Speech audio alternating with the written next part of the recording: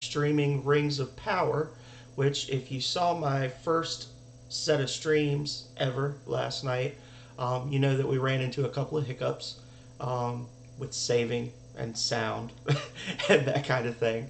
So I'm pretty sure I've got all that worked out now. I'm going to give it another try. I might get angry and just shut this whole thing off in 10 minutes. Let's hope not.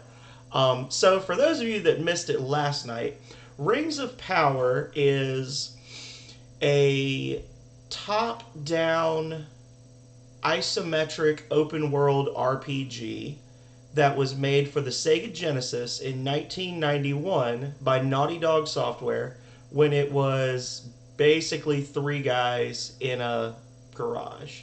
Um, they had made one game previous to that I'm aware of called Keef, Keef, Keef the Thief.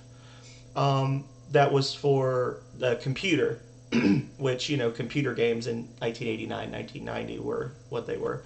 And they were making this second game, Rings of Power, and Electronic Arts at the time came to them and said, we want you to make this other game, but we're really not feeling it being a PC game, so we want you to make it, we're going to change it over to a Sega Genesis cartridge, because Sega was kind of first coming out at the time. It was blowing up as a console. And so they did it, and it worked in that the game works.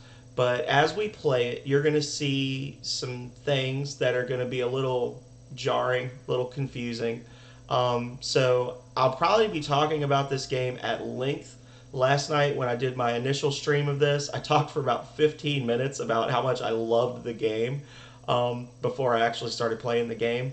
But I'm just gonna set you up by letting you know that this is a very time consuming and difficult game. It is very possible to lose every single required and random fight that you run into in the first half of the game. The battles are brutal. The storyline is massive. I'm going to go through the intro and you'll be able to see kind of what we're doing. But the game's going to take several episodes to run through. I think I saw a Let's Play of it a few years ago that ended up being like 60 chapters. And it's going to require a lot of walking around and talking to people about various things and keeping notes and that kind of thing. And when I was a kid, I actually played the game a lot and never beat it because I was a kid and I didn't take notes. So I would set the game down for a little while, I'd come back, and I would have completely forgotten what I was supposed to be doing. And it's not the kind of game where you can exactly just like check your journal, which you'll see when we start to play it. The other negative is the game chugs. It moves at about 3 frames per second. And that's not because it's a ROM. It's the game just ran that slow. It is a massive game, and the game is trying to keep track of everything that's going on, and it's just having some trouble. And just to talk about the scale of the map, I'm going to pull it up real quick just so you can see it. I found a picture of the entire Rings of Power map that somebody created using the in-game map, which obviously it's not going to work now. So let's see. Well, I guess you'll see the map when I go in. I thought that I had set it up so that you could see the map when I did that transition, but it just went to a black screen, so whatever. You'll see it in a minute. So without further ado, we're going to start playing some Rings of Power. And I'm going to let you know how we're doing this if you want to play it in the future. Now, there's probably some walkthroughs of this out there. The game, like I said, it's super long. It's actually really funny. All my stuff is packed up right now, but when I unpack everything, I actually have a couple of physical copies of this game because I loved it so much I wanted to back up. And you're going to see the instruction manual that came with the game was like that. And it actually had the back half of it was just step-by-step instructions on how to beat the whole game. Because, again, this was back in 1991 when it came out. So the game just turned 30 this year. Woo. And Yeah, they didn't have the interweb and things like that. You basically just had to figure it out for yourself. The game was not. Um, I don't want to say it wasn't user friendly because I was 8 years old and I could play it, but it wasn't. It didn't lend itself to um, just being able to pick it up as a kid and go. It was definitely aimed at an older crowd and a more serious crowd, and you're going to see that in some of the jokes and the humor and the references that they make. It was definitely a bunch of college guys having fun making a game that they wanted to play and that they wanted other college guys to play. So we're going to jump right into it. So to play Rings of Power, you can't just play it, obviously, because the game is kind of a closet game. It's I guess you'd call it a cult classic. But so what we got to do is we got to go over to Comic Zone, which I paid 99 cents for on Steam, and then you go to mods, and somebody has actually created a Rings of Power mod for Comic Zone, and when you load it up, it's just going to be the whole game, as near as I can tell. I mean, you might get halfway in and it just shuts off, in which case I will cry on camera. Um, the only major caveat to this is that I'm going to have to use the quick load, quick save buttons, which is what I was having issues with last night. I didn't know that that was an option. I was thinking that you just couldn't save because when you try to save using the normal game mechanic, it would just say, sorry, can't do this, and it would just ignore you. So without further ado, here we go.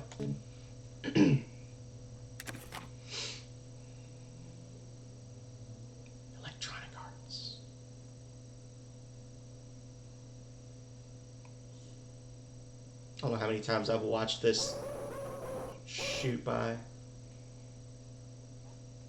And if there is anybody in the chat, I'm going to check it occasionally. And if you're not hearing the game sound, please let me know before I do an entire hour-long stream of this. Thank you.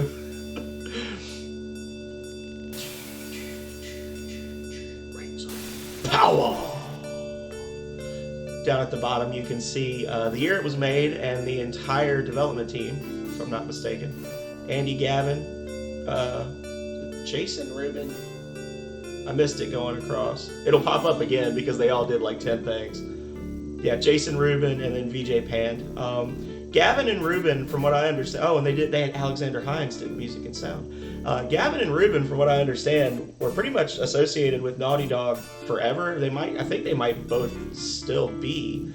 VJ Pand actually is like a MIT professor or something now. I looked it up at one point because I wanted to know what they were doing now, and he's done well for himself. He's got a few awards in non-video game work. So just an interesting thing. I'd love to meet him and be like, so tell me about your work on Rings of Power and see how he reacted to that. So here's the intro. It's going to go really fast, so we're not going to try to use that.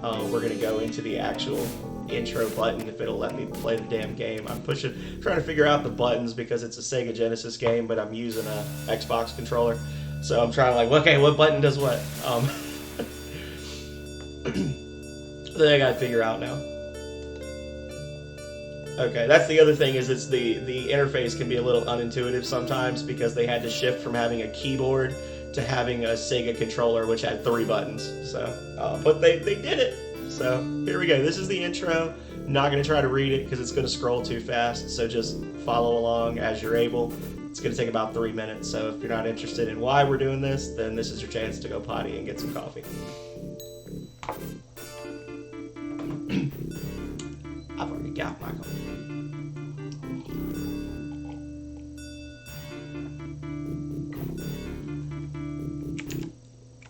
Oh.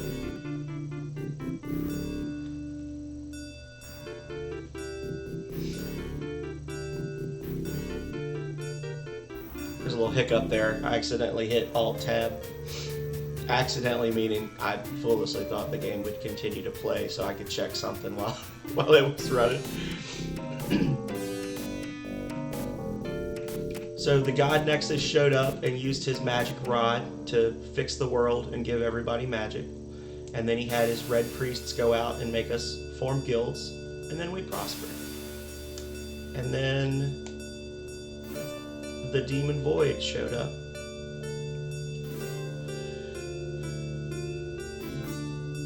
Apparently he got extremely jealous, seeing how much we loved Nexus, and he stole the Rod of Creation. And he used it to create hell on earth, I guess.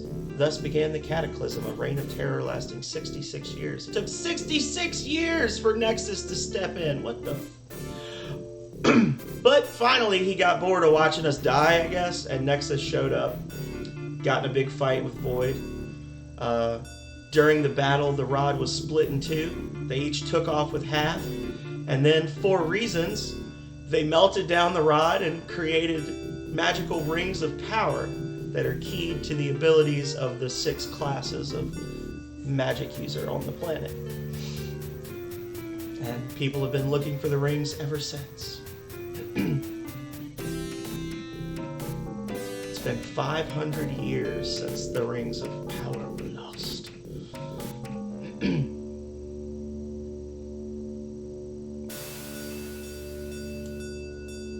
Okay. So, here we go.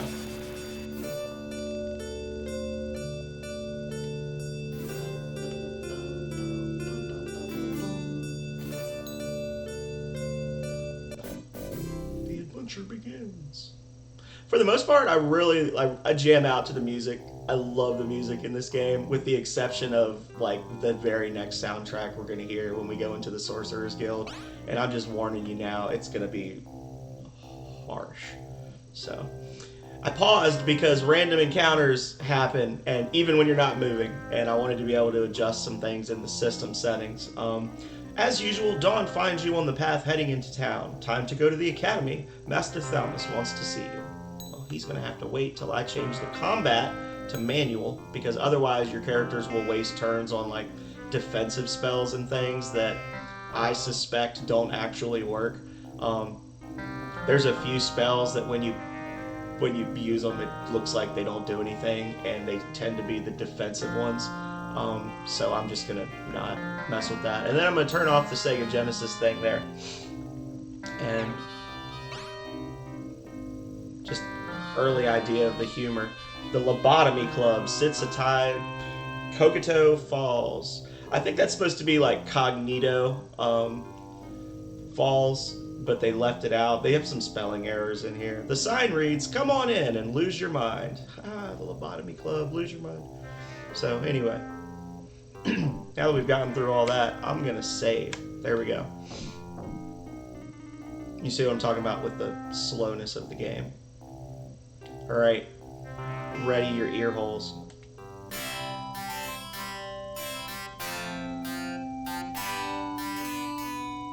So once you go into these interior areas, you're going to see a lot of people kind of just standing around. And when you talk to them, which you talk to a lot of people in this game, you'll, boom, and they'll say something. "Hello, Buck, how'd you do on the examination?" And then if you look in the bottom, there's a little more bubble.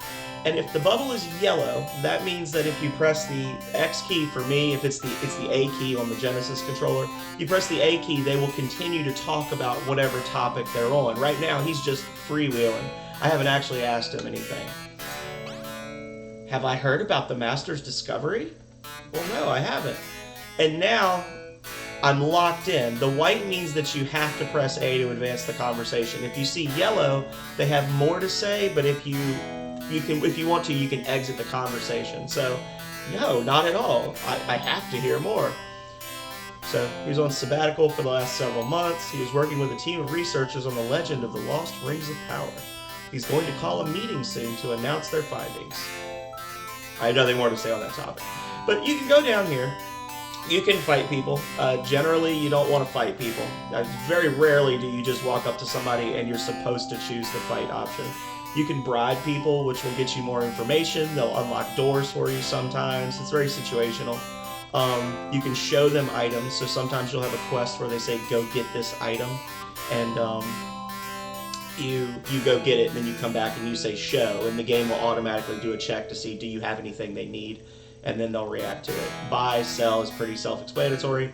And then you can ask them about your quest, the city, their class, or their job. And that's going to be how you unlock certain bits of information as you go. But nobody in this town has anything important to tell us, with the exception of our master right now. Whenever you see treasure chests, you're going to want to open them. You're also going to want to close them, because if you close them, the treasure will regenerate after you pass the next storyline point or after a certain amount of time goes by. It's not a big deal here, but when you're in other areas, if you spend a lot of time going into a building and opening the chest and then emptying it out over and over and over, it actually causes the people in that area to like you less, and they can like you so little that they just attack you on sight for gems. Hell yeah. This treasure is all randomized.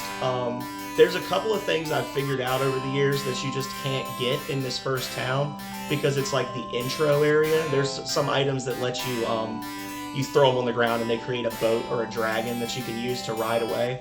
And this town is completely landlocked and waterlocked, so you can't get out of this town on foot. And they made it so that the dragon stones and the boat stones don't spawn here. But other than that, you can find anything in the game. It's just the treasure is always going to be up to a maximum of 20 gold.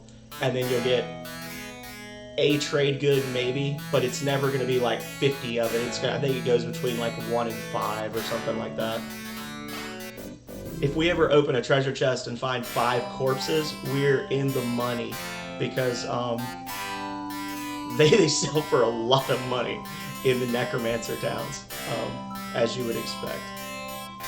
Buck, you got my note. I hope the other students come as promptly. Let's go to the practice room. I'd like to demonstrate the first sorcerer spell, Stun. Everybody's gonna have the same accent. I tell the people I play D&D with, I DM. Same thing. I don't generally do voices. You're gonna find that if I do voices, they're gonna mostly sound alike. And I also tell them that if you want to know the guy's name, if I didn't tell you when you met him, it's not important, and everyone else is just gonna be named Bob or something. So, anyway. I see we are all here, even Darius and Pheasant. Thank you for joining us, gentlemen. Today's topic is Stun. It takes very little energy to cast and does little damage.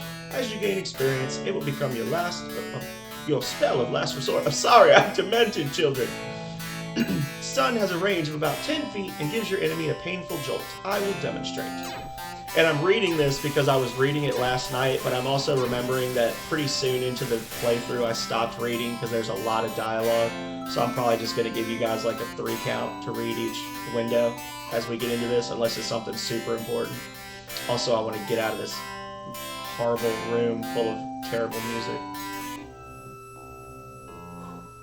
It's like the air is being let out. Horrible. Oh. Well, that was a dino. Dinos are a type of mount that you can use. The mounts in the game can be boats, ships, dragons, and dinosaurs. They let you get across terrain a little faster, and they reduce, in some cases, they reduce random encounter rates, but they also use more resources. The dino is the cheapest and least resource-intensive mount, but it can't go through trees and things like that, so it's pretty much just for like running down roads quicker. When you see those on the overworld map and they're not yours, it means that it's an NPC party, and that could mean one of 2 things. It means that it's either a merchant and his bodyguards, which is awesome, or it's a bunch of bandits, which is not awesome. So generally, you're gonna see me when we see those vehicles, I'm gonna like try to ignore them at first, and if it looks like they're following me, I'm gonna zoom in. Like you saw there, I zoomed into the road segment. I didn't do that on purpose because that one wasn't chasing me, so it was probably a merchant, and those merchants are from some town with way too much money, and they pay you like 4 times the value of any trade goods that you've got. But so that time I just accidentally zoomed in, but you're going to see me look, and if they look like they're chasing me, I'm not going to go near them. If it looks like they're avoiding me or they're ignoring me, then it's a merchant most of the time. So anyway. Thalmus has told me that you are reaching some skill with your early training. He has instructed you on the first combat spell. Actually, I started out knowing that spell. I didn't need him to teach me it, but whatevs. I must chose the path of truth. The quick and easy path of void is all too tempting. I'm not gonna hate. And then he gives me a tome. and it tells you I received a tome, and it's under papers. So if I look in my inventory, you've got your goods, which right now is just food and water and gems. You've got items, which is a sorcerer's symbol and a map. Here we go. I must have a map and be outside. Can't look at a map indoors. It's not allowed. Papers. There's a note, which was from Thalmus. And then there's a tome, and then it just gives me a little excerpt. It's just a Bible. He gave me a Bible. Whatever. I'm going to save before I go outside, though. Y'all think I'm crazy, but the first time I get attacked, it's going to be game over for me. I love these guys are crazy, too. I'm not even joking. They're actually insane. The class that they are is Enchanter, but it's like always either bandits or enchanters that have gone crazy and they're locked up in the jails. And when you talk to them, they say all sorts of ridiculous stuff like this. Please don't make me reprogram the interface again. Not the blitter code. And never ever let me see the buck1.bc file again. So they complain about a bunch of stuff with the development and things. This is the reference I was talking about. All my friends know. I did not know what this was when I played as a kid. I just thought it was something crazy people said. This is actually like one of the main lines from Paranoia by Black Sabbath. So again, they were making this game for a specific crowd. And then this, I always thought that this was nonsense. And I found out that these are actually coordinates to hidden treasure rooms scattered around the world. You split it up, so the first two numbers, it's actually 17 apostrophe 8. So it's like longitude and latitude. So the first one is like 17.8 longitude, 13.1 latitude, because you can't look at it now, but later on in the game there's a sextant that lets you see your exact position. And that's one of the reasons that this game is so brutally difficult, because I'm going to show you how you get the sextant legitimately, and just know that that's not a required interchange, like between you and the person who tells you where it is. And if you don't get it, you literally can't beat the game, because the map is huge. And there's a lot of quests that tell you to go to very specific longitude and latitude. And if you don't have the sextant, you're just fucked. There's nothing you can do. Like, other than just walking in a grid pattern and searching every individual block in the map, there's no other way you can find this stuff. Spam. Roses are red, violets are blue. I'm a loony and so am I. I hate censorship. I'll say if I... Please. Hiccup. Pixels, and more pixels. I'm sick of pixels. Not an extra still, not an extra animated character type. I spend that for... Okay, I'm tired. Eventually, they'll get pissed off and just attack you if you keep talking to them. So, oh, I got flowers. I need that later. Sitting there talking to that crazy bastard all day. It's nighttime now. No! Okay, well, I'm going to let you guys see, because I just saved. This is how... I'm going to set to wary. This is how random encounters tend to go early on in the game. So I set my guy to wary because it, from what I understand, those different moods affect your attack power and mana expenditure and your defense. So Berserk, you use more mana, you do more damage, but you take more damage when you get hit. You tend to put yourself closer to the enemies so they don't waste their turn just getting to you. Wary is the exact opposite. It like cuts the damage you take in half, but you do almost no damage. So you're gonna see me, I messed up this time, but I'm gonna be doing a lot of like this, switch into Berserk, attack, I'm done attacking. Okay, I'm wary again. Okay, so that was me in a random encounter with two bandits outside of the temple in the starting town, while manually setting my character to max defense when they were attacking and max attack when I was attacking.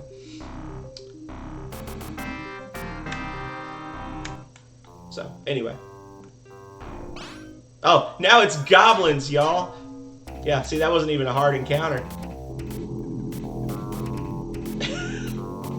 The streets of Ashkaba are dangerous at night. They're two completely random encounters that just happen to be right there. So, let's see if we can just clear the air here. Oh, a dino? Are you a friend? Ah, there we go. Let's save again. So this is the merchant. Welcome to my store. What can I do for you? And they come from either Mesa or the City of Commerce, and they always sell one thing. So this guy's selling nectar for 336 gold, which is insane. Damn, I really wish I'd gone into the general store because they sell gems here. And you can see he pays a lot for gems. I think I can buy the gems for like 65 gold in this town, and then just basically quadruple my money. So, but I'll sell these ones. The game actually, other than these guys, the game actually does have like a semi-functional economy where every town has like a specific trade good that they sell, and then they have a specific trade good that they'll pay more for. So this town, they sell gems dirt cheap. I also need to buy food and water while I'm here. So they've got food, water, gems, okay? And now this is how the bribe comes into play, because if I bribe this guy, and I'm going to show you what it would be if I sold food. Flower food, okay, so you obviously you sell stuff for less than you buy. Bribe, how about 10 gold? Thanks. And now if I try to sell him this stuff, the prices have all dropped by like 25%, but the buy prices have also dropped by about 20%. So say it went from 76 to 64. So you want to have, and then there's two merchants in each one. So you bribe one to be able to buy the trade good, and then you don't bribe the other to get full price. But I'm going to buy, probably, I'm going to spend all my money pretty much right now. I didn't pay attention to how much food and water. I'll do about 600 gold of each. Because you can run out of food and water and just die in the desert. And if you weren't paying attention to your food levels, and you are out somewhere really far away from town, especially because the game only has one save file, you can just be farting along and then all of a sudden look down and realize that you have no food and water, and you literally can't get to a town before you starve to death or die of thirst, and you just have to start your game over because there's only one save file and there's nothing you can do about it. It's just should have been paying attention.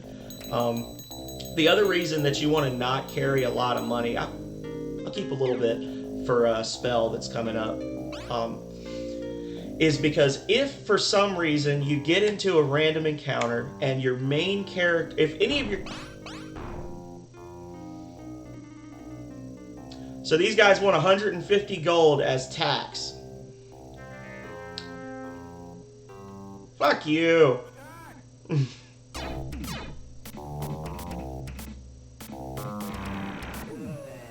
I just want y'all to see the random encounters in this game. Basically, if they show up, you gotta give them money for the first 2/3 of the game. They're just too strong.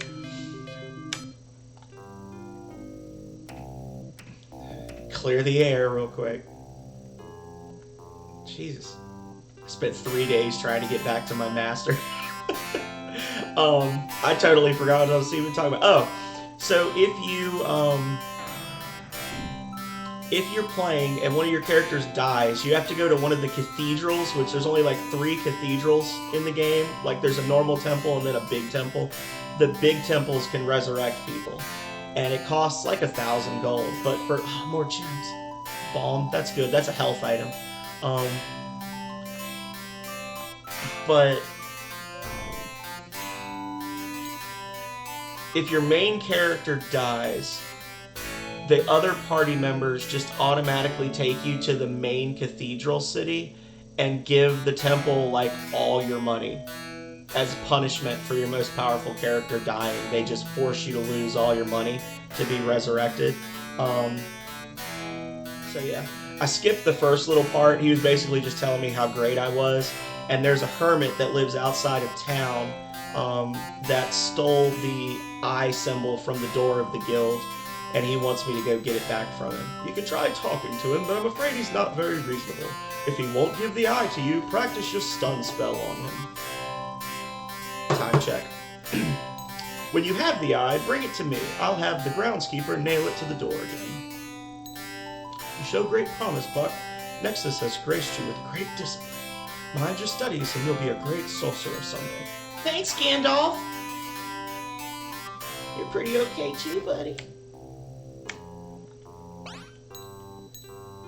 Yeah, I've got a lot more water than food, but that's okay because early on when you have to go into deep water in a little boat, you use like the way the food and water works, it's like each type of terrain square uses different resources. So like every time you step on a road square, you use like 1 food and 1 water, but grass is like 2 food and 3 water, etc., etc. And there's some like obviously the deserts you're going to use a ton of water. Swamps you go through a lot of food.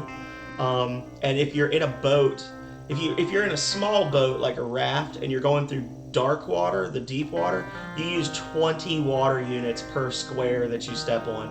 So you go through food and water quick in this game. A ratty little shack on a hill. What up, brother? You're one of those sorcerers, aren't you? I hate sorcerers. Why are you bothering me? Well, this conversation's gonna go well. I have not spoken in years. Now I remember why. Because you're crazy. Because nobody comes out here to talk to your mean old ass. Are you still here? I have nothing more to say on that topic. Oh, well then. What do you know of the 6 arts? I'm a sorcerer, of course. Not an enormously powerful one, but a sorcerer nonetheless. The mind itself, and then he's just going to launch into the mind. What do you spend your time doing? I used to be a mighty sorcerer. He just said that he wasn't. But Thalamus gave me the boot. Now I do nothing. He's going to attack me. Look at this friggin' old ass townsperson. Look at how much health he's got compared to me. I am wary. Oh. Time to go berserk. Later on, when I'm using actual magic that has a mana cost, this is less effective because it like doubles your mana usage, but since stun doesn't use any mana, it's pretty much just bonus points at this juncture. Oh, I got to hit him 1 freaking time. Yeah, he's gonna kill me this time. He's rolling really well. Yeah, here's my booty right here. Yeah. I knew, because when they're swinging, there's like a mischance, so you'll see like I don't react every time he hits me, and he was getting like 3 hits per go on me. I knew I was gonna die. There was nothing I could do. First required battle in the game, and a lot of people playing this game, they don't tell you the wary berserk trick. A lot of people just go in and just do whatever. I can remember fighting this guy 7 or 8 times back to back before I could actually kill him. So this time I'm just gonna shank the bastard. Maybe I'll get to go first. No, I won't get to go first. This old bastard is twice my speed.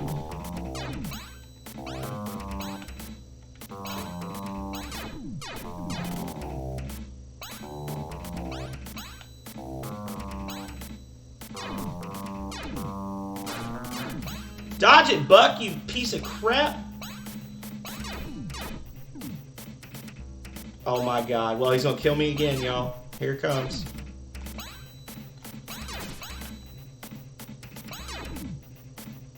Go. If he blocked that one, it went. If he hadn't blocked that one, I'd have killed him. Am I like not full health? Maybe he randomly rolled being really angry. No, fuck you. I am wary.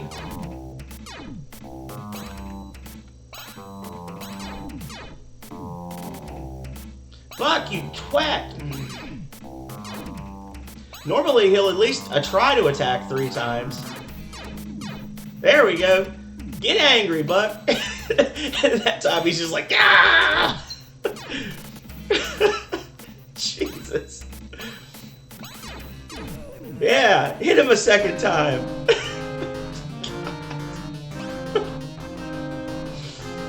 Oh. Yeah, I don't know what was going on. He got to that last round and Buck was just like, ah! Not again!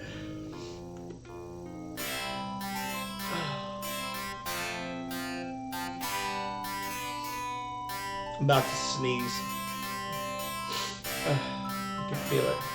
There's nothing interesting.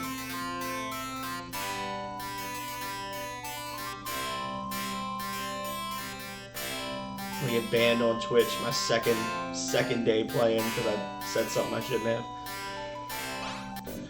You've done well, Buck. This is the second spell of sorcery, Clue. Check with the guildmasters in the guild halls to obtain your other spells. Come with me to the practice room. I have a very important announcement to make. Clue taken. Spells.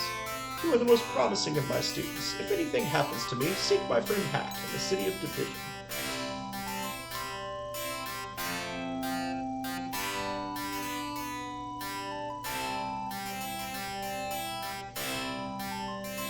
I'm walking. Himeno and Rokus are early as usual, and Father Yappa is here as well. But where are Darius and Fezzik? Will they keep us waiting again? I guess that's Yappa, rolling in. Yappa was the one that was in the temple. He's gonna show up later. Ahem. Thank you all for coming. The things I must tell you are of the utmost urgency. This is gonna be where I don't read. Y'all are just gonna have to read it because it's a lot of talking.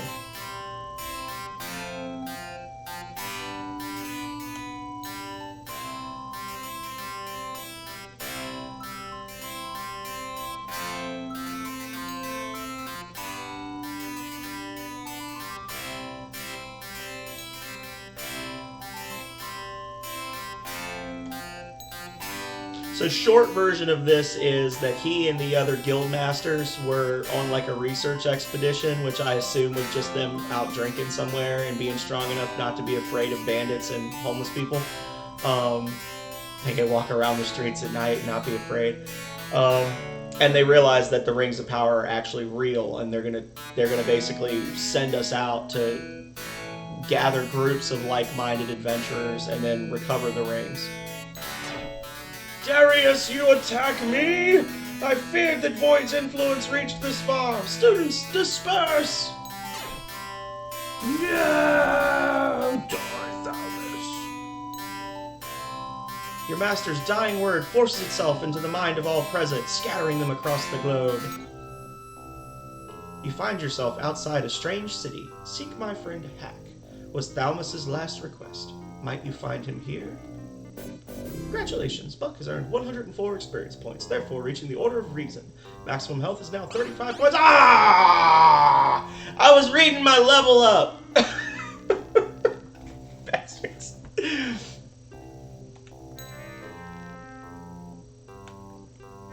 Well, I gotta say yes, because otherwise they'll get angry and attack me, and I'll get stabbed to death by a hobo on the street outside the second city. You gotta be careful here, because if you talk to him again, he will ask you for money again. So... okay. Jesus. I'm gonna camp real quick. Just, when you camp, you use resources, but you get some health and mana back. The game's not kind enough to increase your... or to heal you when you level up. This is a neat little town. I'm gonna head to this little building right here. This is the Sorcerer's Guild. I feel eyes watching me.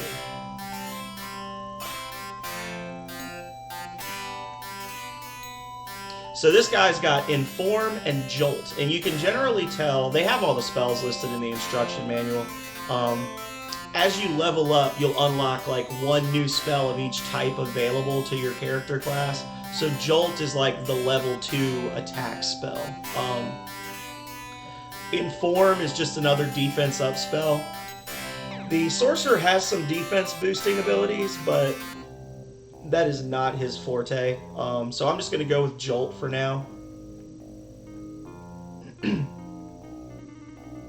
This huge building is the largest and most powerful Knights Guild in the world, the Guild of Pieces. So, I'm going to save here, because this is where I was when I was playing last night, and we're just going to call this episode 1.